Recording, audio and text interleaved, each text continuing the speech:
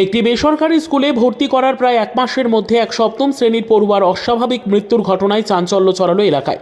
মৃত ওই পড়ুয়ার নাম মোহাম্মদ আশরাফ, বয়স 14, বাড়ি ইসলামপুর শহরের ছসিয়া এলাকায়। পরিবার সূত্রে জানা গিয়েছে, ছেলে এক মাস আগে ডালখোলা থানার এনজেড মেমোরিয়াল পাবলিক স্কুল নামে একটি বেসরকারি স্কুলে ভর্তি করে আশরাফকে। শনিবার রাতে স্কুল কর্তৃপক্ষ আসলে পরিবারকে জানায় তার ছেলে হঠাৎ অসুস্থ হয়ে পড়ে। এরপর আশরাফকে প্রথমে স্থানীয় চিকিৎসার জন্য নিয়ে যাওয়া হয়। সেখানে তার অবস্থার অবনতি হলে বিহারের কিষানগঞ্জ মেডিকেলে ভর্তি করা হয়। সেখানে তার অবস্থার অবনতি হলে আশরাফকে ইসলামপুর মহকুমা হাসপাতালে নিয়ে আসা হলে আশরাফকে মৃত বলে ঘোষণা করে চিকিৎসক। তবে কিভাবে ওই পড়ুয়ার মৃত্যু হলো তা নিয়ে রহস্য দানা বেঁধেছে।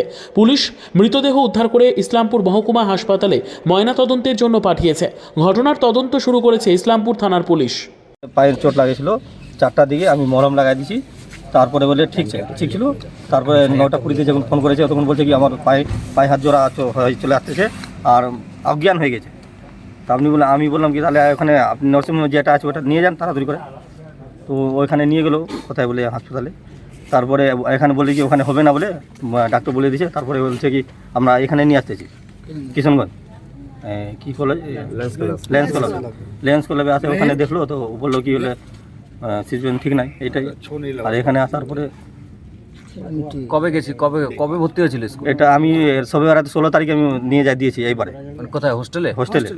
সবে 16 তারিখে নিয়ে যাই আমি, ভালো করে দিয়ে তাই সব নিয়ে করলাম। আবার 2 তারিখে বললো কি আমার ছেলে যে আমি আসবা বাবা, ভিতরে ঢুকাবে, বাইরে দিয়ে দিচ্ছে, ভিতরে ঢুকে দিবে না আমাদেরকে। আর 2 তারিখে বলে বাবা বা কই গার্জেন গেলে ভিতরে ঢুকাবে। ঠিক আছে যাবো। তার মধ্যে এটা ঘটনা আজকে ফোন করলো। এর মাঝখানে কোনো ফোন নাই, কিছু নাই। এর মাঝখানে কোনো কথা না, কোনো কথা হয় না।